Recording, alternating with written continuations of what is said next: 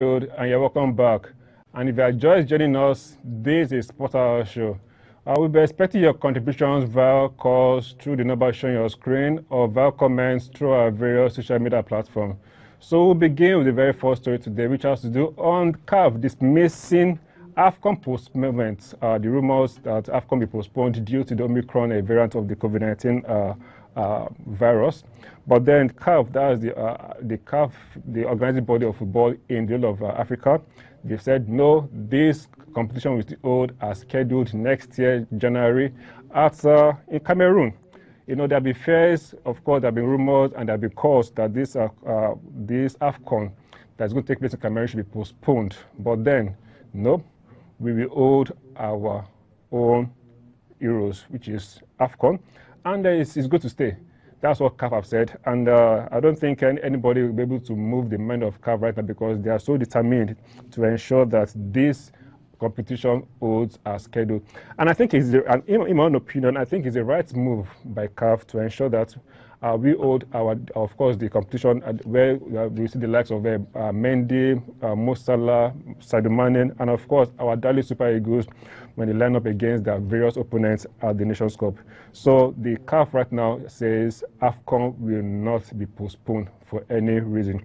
What are they going to do to ensure that there is no, should I say, an increase in the cases when they're in Cameroon? But of course, they'll find a way around it. At least Euros out, of course, last year, 2020 was held this year, even when there was still COVID as well too, and it went on successfully. And so I don't think Africa should be different, even though foreign countries have decided to ban flights, but that's a shame. But notwithstanding, we hope to see the AFCON tournament being played in Cameroon next year, January. Okay, so moving from AFCON and of course the OMICRON variant story, our own darling superstar, talking about Victor OSIMHEN, of course, he has now lost his place as one of the most valuable players, under 23 most valuable forwards in the world. Now he's ranked 50th in the world. And of course, it's no fault of his. He started his life in Napoli very slowly. He had 10 goals in about 25 matches thereabout, and he was that after he got COVID-19, he had the virus, and of course he lost his place as well too. But then he has picked up his form. Then unfortunately, he went back to the injury room. Of course, he's gone back to the hospital for surgery over his face. He had a clash during a club match. And we are going to be missing OSIMHEN, who is our star boy, who is the most informed Eagles player right now. We're going to be missing him in Cameroon because he has been ruled out. But then there were still some little hopes that he might come back. But as we speak, medically, according to what the medicals from this club, Napoli, have said, he is going to be out for the next 3 months, and probably that'll be like in March that he will come back. But then talking about is one of the best under 3 players in the world. He is now ranked 50th. I think in the last ranking when he first moved to Napoli, he was among the first 20, but he has dropped down. But then we believe that as time goes on, OSIMHEN will pick up again. He regain. Of course, he is still the most expensive African football player ever. When he left the French side Lille to join Napoli, in a 60 million pounds move, that is no other African player has gotten that kind of money, but he made it possible, and he is the most expensive African player, and at the moment the 50th most valuable under 23 player in the world. Leaving football, of course, let's go to basketball. And we all know what's happening in the Nigerian Basketball Federation, where there have been crises from left, right, center. And the Recreation Committee set up by this Honorable Minister of Youth and Sport Development, they submitted their report, talking about what has actually caused so much problems, what has caused so much rancor within the Federation. And of course, the crisis in the Federation started, since 2014 thereabouts. And it has gone down to this very moment. And it all has to do with the leadership crisis. one party is not willing to hand off, being in charge. Another party, of course, want to regain his position back again. And of course, it has dragged the Nigerian Basketball Federation in the mud. That it affected the players for 4 good years. They could not play any league match. All the league were cancelled. What they had at the tail end of this year was just invitational turn and everything. But now it is the NBBF has sometimes its reports, though it has not been made public yet. But from all indications, it has just given the ministry deeper insights into what has actually gone wrong with the federation. If you recall very well, the Tigress, the female national team, came out recently in public on Twitter, threatening to boycott World Cup qualifications if certain demands are not met, like their salaries be owed, their salaries not being paid, their camp allowance not being paid, and so much more. And they wanted everything to be paid in one tranche. And we all know how this thing generated so much rancor, online, offline. It was in the papers, it was on TV, it was on air, everywhere. And it caused a huge lot of embarrassment for the federal government. It was not just a Nigerian story; it was a world story, because foreign papers, foreign media picked up the story, and that was a slap on the federal government, of course, through the sports ministry, who rose up and said enough is enough. And then there was supposed to be an election. I think that's September 30th, which could not hold. Of course, the courts came into play and said, no, this election cannot hold for this particular federation. And an elective Congress was postponed. Court came in the game, everything, injunction left and right. So it's been a whole lot of messy things when it comes to the Nigerian Basketball Federation. And we are expecting to see what this committee has actually given the ministry. Of course, we hope it will be revealed to the public, and then we will know what they are actually recommended. And whatever they have recommended, I believe it will be in the best interest of the sport, because when they say, when 2 elephants fight, it's the grass that suffers. The athletes in Nigeria, the local-based athletes, players, they've suffered a lot in the last 4 years. I recall myself having some discussion with 1 or 2 local-based players. They are willing to leave Nigeria and go to as lowly as Sudan. I'm sorry to Sudanese, but of course, we cannot compare Sudanese basketball to Nigerian basketball. But they didn't care. They just wanted to play, because this is their source of livelihood, and for 4 good years, they were jobless. It was pitiful that they could be thinking of to that level. Not everybody should go to school. That's still my stand personally. That's my personal opinion anyway. Not everybody can go to school. Not everybody has a brain for school. And that is why we have sport, and sport generates a lot of interest, a lot of money, if well announced. If to the best of our knowledge, when COVID was still striking as of last year, sport was used to kickstart so many economies in Spain, in England, in Germany. They started a league. It was sports, football in particular, was used to kickstart the economy. So why can't we do the same to Nigeria as well too? So we'll be expecting to see the outcome of this committee report, of course, when they have gone through it, and probably the ministry will release a white paper report as well too, and then we'll know the outcome of what they have submitted to the ministry. Then still talking about the Nigerian Sport and Ministry, Sports, Youth and Sport Development, the renovated MOSHOOD ABIOLA Stadium, the Abuja Stadium here, of course, last week was handed over to the Nigerian government by Dangote. The Dangote committed $1 million. That's closely. Then when it dropped the money, it's about 400 million naira. But of course, if you convert it now, it's about close to 600 million naira. So of course, he refurbished not the old stadium. To let our viewers get to understand it, he did not refurbish the old stadium. No, he only refurbished the main bowl. That is where the football, as you can see on the screen, the main bowl, the pitch itself, and the 2 scoreboards at the pitch. The main bowl, talking about the pitch where football is being played, and the 2 scoreboards were actually renovated.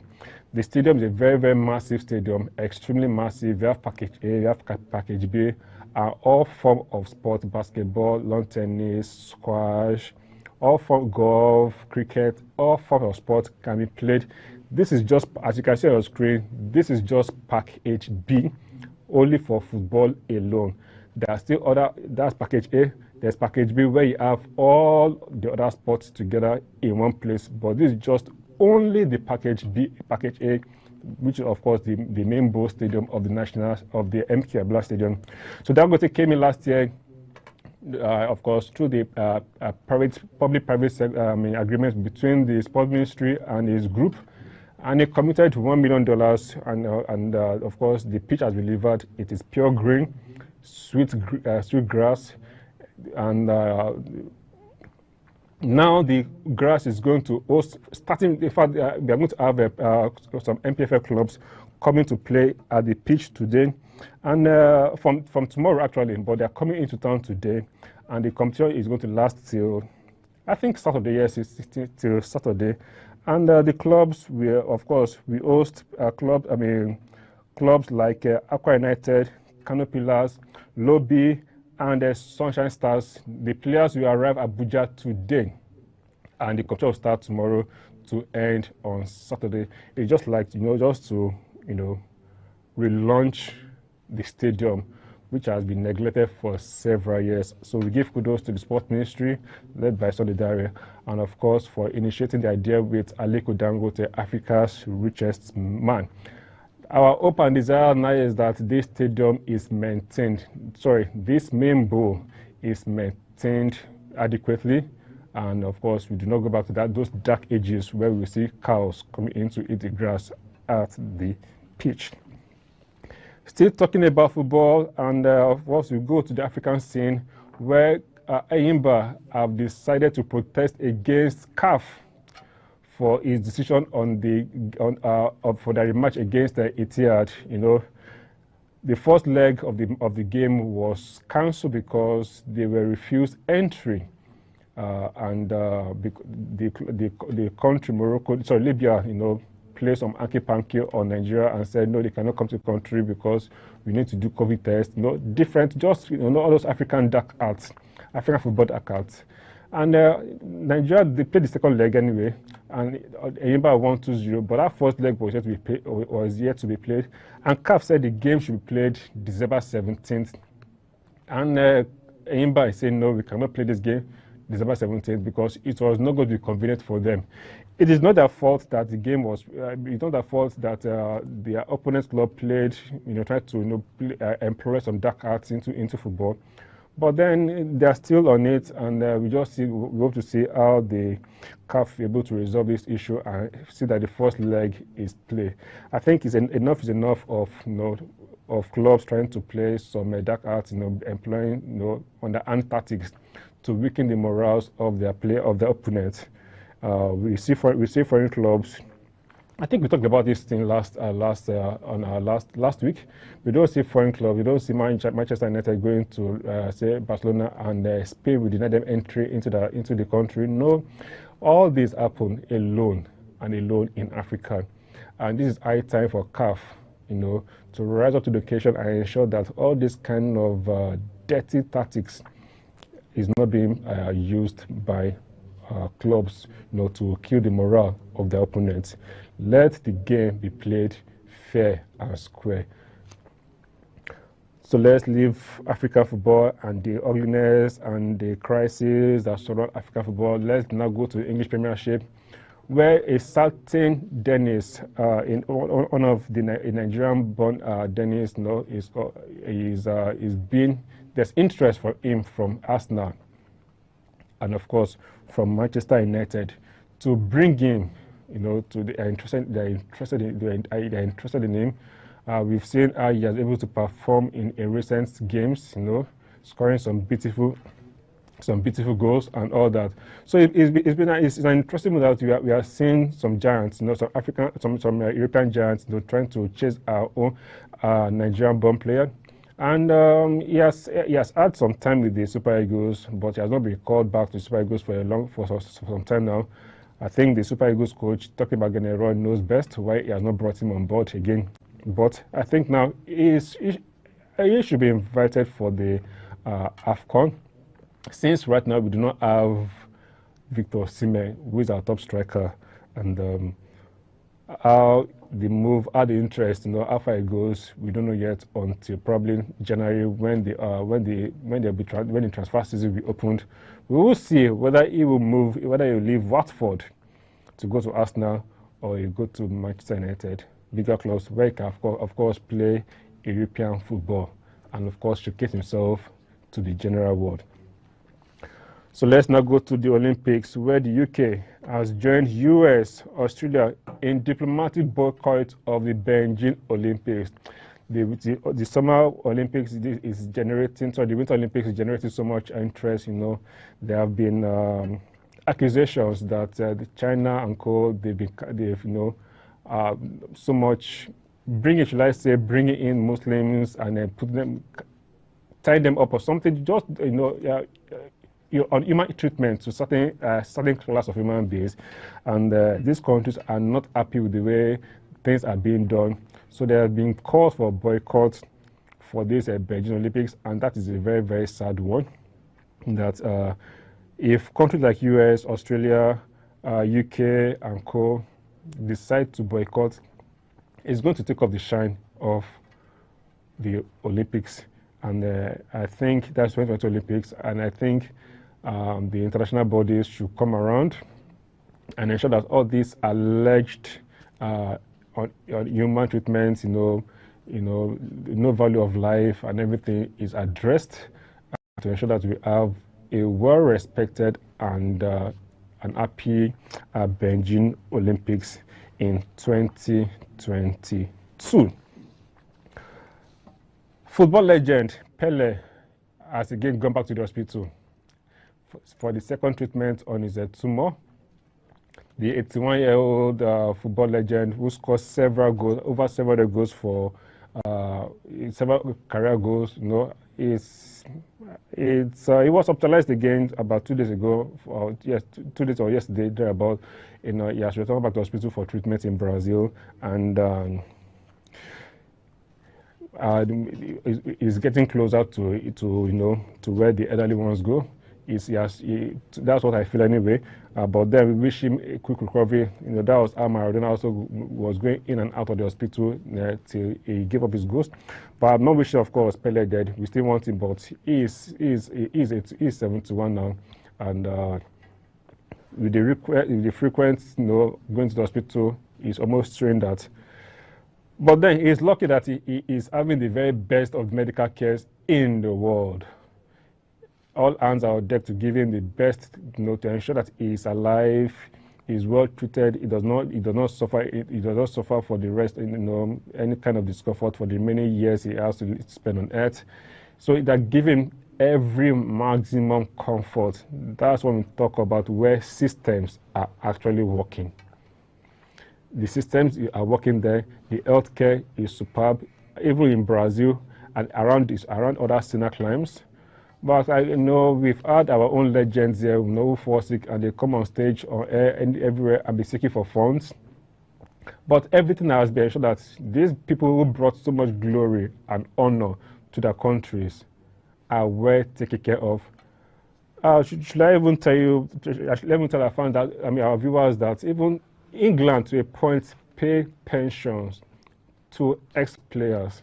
There was a time I spoke with John Fashanu, and he said at that time I spoke with him, they were still receiving pension from UK, from England, because he played for them. So, but of course, in Nigeria, once you are retired. There's no pressure for you.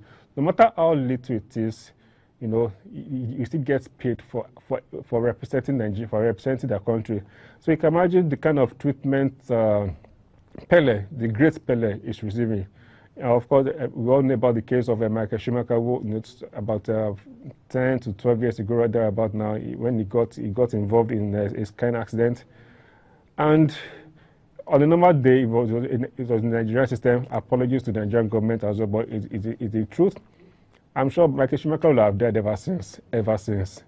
But he's still alive, though not fully, the way we expect him to be. But then, he's alive.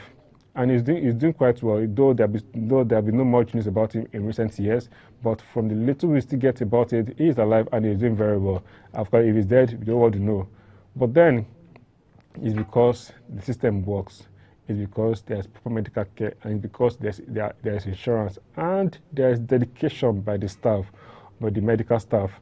So we wish the great Pele quick recovery, and of course get back on his feet, you know, and begin to do the mentoring work he has been doing around the world to bring up new players, you know, give them that motivation that they can be the best once they put their minds to it. So let's now go to boxing, where Anthony Joshua, you know, is ready to collect a very huge amount of money. Wow. To step aside for Fury and USYK. To step aside, okay, pay me off, I will not fight these guys. Let them go and fight. Who says boxing is not good now? 40 million euros. Just to step aside, you know, I will not fight, just pay me off, and I will go. Then, of course, return again. This is good money anyway, so he's going to receive huge cash of money, windfall, you know, in his account, and you know, so that he will step aside for the World Heavyweight Championship between Fury and USYK. And of course, we are waiting to see once that happens. He's ready to relinquish his. Of course, he has lost his belt, but of course, he will still want to get his belt back. But then he still needs that money in his account before he goes back for his belt. Is that not a good deal for Anthony Joshua?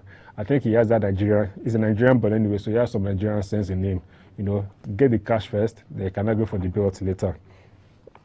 Okay, so now leaving basketball and so leaving boxing. Yesterday, some people cried. Yesterday, some people were happy, and I have one of my friends there in the studio, AGK, and of course, you know, they're all complaining about Barcelona will be going to Europa League, and my director as well too. Of course, you know, it was, should I say, it was almost in tears that Barcelona will not be playing in the second round of the Champions League, in the last 16 of the Champions League. It's no fault of theirs. Since Messi left, it has not been very, very rosy for Barcelona. They've moved down. In fact, they're even closer to relegation and in La Liga than, of course, going to the top 4. So yesterday, after all said and done, these teams have qualified for the last 16. We have Manchester City, Liverpool, Ajax, Real Madrid, Bayern Munich, Manchester United himself, Lille, Juventus, PSG, Atletico Madrid, Sporting Lisbon, Inter Milan, Benfica, Salzburg, and Chelsea. Chelsea was very, very painful. No, let's say painful, but of course, they could have won that group, but they drew yesterday, 3-3. While Juventus, you know, overleaped them to get the top spot. Bayern, of course, you know, demolished Barcelona 3-0 yesterday, and things went from bad to worst. I'm sure we all remember the 6-1 drubbing by Roma. Of course, we also remember how Liverpool came from 3-0 down to win the second leg 4-3.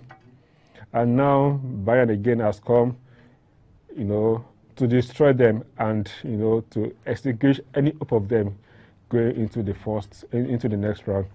And so Barcelona will play Europa with Tottenham, with, you know, other clubs, not with the Blinkers again. How the mighty have fallen. But I think it is what the game is. And we were expecting to see the result, I mean, the pairing once the Europa League fixture, I mean, the games are played as well too. So we'll be expecting to know who Chelsea will be playing with. Of course, they'll be playing with the bigger guns, probably Real Madrid, probably Bayern Munich. Though they're the defending champions, but there are still some champions over champions, like Real Madrid, like Bayern Munich. You know, Chelsea were just lucky to have won the league last season. Good one anyway, they did well, but then things are beginning to change right now, and more clubs, the bigger clubs, you know, are on it. They want to win the league again. Real Madrid is one, Bayern Munich is one, and probably Liverpool as well They want to also get back the cup they lost a few years back and as well too. So it's going to be a very, very tricky draws, I think on Friday, when Europa League will have been concluded as well too. So let's now go to the weekend fixtures. Weekend fixtures. Okay, yes, before I forget, Atalanta and Villarreal will be played today. Of course, it was postponed yesterday because of snow, you know, and so we're going to see how Villarreal and Atalanta will play. Their group is still open a little bit, kind of, but then it's almost sealed and signed for others in that we're talking about Manchester United. So for the league, in Italy, it's going to be Genoa against Sampdoria. Of course, in France, Nantes against Lens. England is going to be Brentford against Watford. Germany is going to be Cologne against Augsburg, and in Spain, Mallorca against Celta Vigo. Then that's on Saturday. Then on Sunday in England, it is Brighton against Tottenham. You know, Tottenham in recent times now, they have moved up since Antonio Conte came. He has not lost a Premier League match yet for Tottenham. Yeah, out of 3 games, he has won 2 games, he has drawn 1, and they are moving up the ladder gradually. So it's Burnley against West Ham. West Ham, you know, they're almost like the Giants killers in this season. They played against Liverpool, they played against Man City, they played against Man U, and they came out with good results. And they are currently in the top 4. Whether they will stay there to the end of the season, we don't know. But right now, they are proving their mettle under David Moyes, and they are doing very, very well in the league. Leicester City and Newcastle. Newcastle, of course, they won their first match about 2 weeks ago, very first match out of 16 games thereabout. And, you know, we are yet to see, of course, not this season anyway, from next season, they're the richest club in the world right now. So from next season, we'll be seeing some Arab money being pumped into the club, bringing the best of the players around the world, the best of the coaches around the world, you know, to see that Newcastle, you know, the rupture. But first and foremost, they must avoid relegation. Because if they're relegated, there's no way they can bring in the best players in the world. But they must avoid relegation. So we're going to see Crystal Palace against Everton. In France, Lille against Lyon, Angers against Clermont, and PSG and versus Monaco. That's a very big one in France on Sunday. And in Italy, Napoli against Empoli, Inter against Cagliari, and Verona against Atalanta. And in Spain, Real Madrid, that is the biggest match for the week across Europe, where you're going to see the Madrid derby.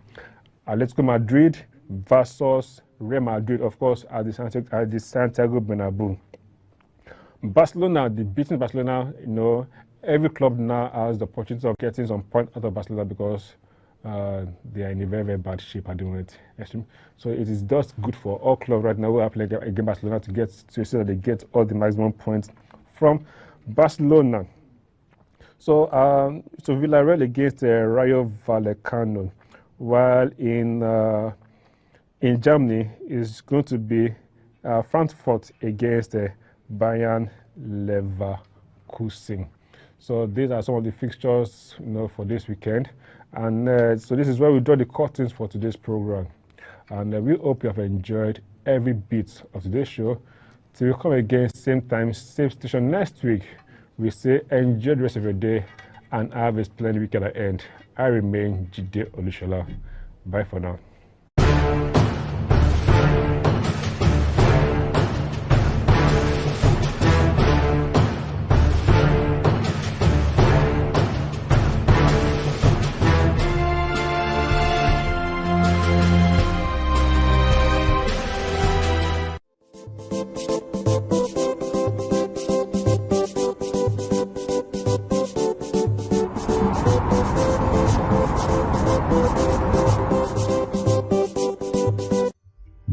From the nation's capital, we bring to you the good news through various programming, news updates, worship, and teachings. The paralysis of sin makes us to be separated from God.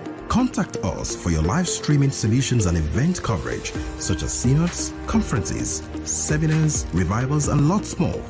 Engage us in showcasing your brands and services to the world through adverts and sponsorship. We also offer latest broadcast equipment for rent, all at affordable prices.